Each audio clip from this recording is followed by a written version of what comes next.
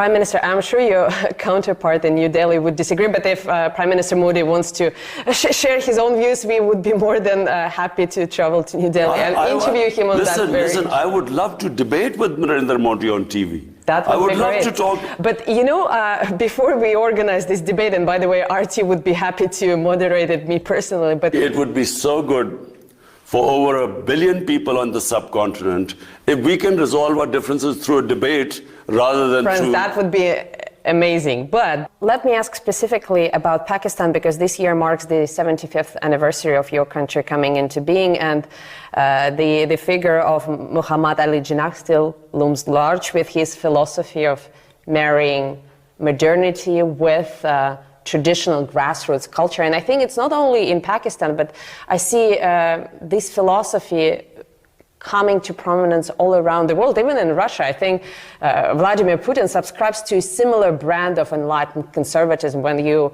see progressive things around the world, you benefit from them, but you stay true to your sort of your inner core, your collective soul. Mm-hmm. Why do you think it's becoming so popular around the world?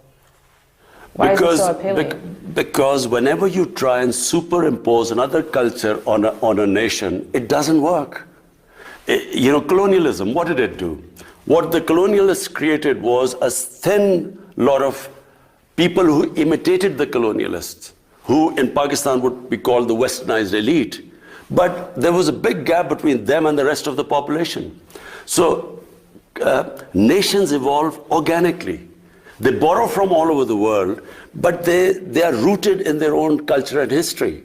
If you cut that off, I mean, it has severe consequences all over the world. When you cut off a country from its roots, a nation, and try and ape another culture, they become neither one thing or the other. In Urdu, we say neither titar or a bater, neither quail or a partridge. What has happened after colonialism is that you have a tiny set of elite which pretends that they're Western, and the gap between them and the rest becomes wider and wider. It's what happened in Iran. The Iranian revolution was that the elite of the Shah of Iran became cut off from the mass of the population. So there was a huge reaction against it. In Pakistan, what we are trying to do is to obviously learn from all advanced societies, and right now, the nation we can learn most from is China, because if my main emphasis is to raise people out of poverty, no human society has achieved what China has done. So therefore, we learn from everyone, but we should be rooted in our own culture, history, religion. China played a subtle but I think very significant role in facilitating Russian-Pakistani exchanges, and I know that recently while visiting Beijing you suggested that Islamabad can act as a mediator between Beijing and Washington. What makes you believe, I'm sorry for being blunt, but what makes you believe that mediation is even possible? Because as far as I understand the American psyche, they are not after understanding, they are not after negotiating on the level playing field, they are after preserving dominance. Would China agree to that? But look, the America I know is very diverse. Any country, for instance, what is happening in India is not what Indians are like. This is not the India of Nehru and Gandhi. This is the India of Narendra Modi.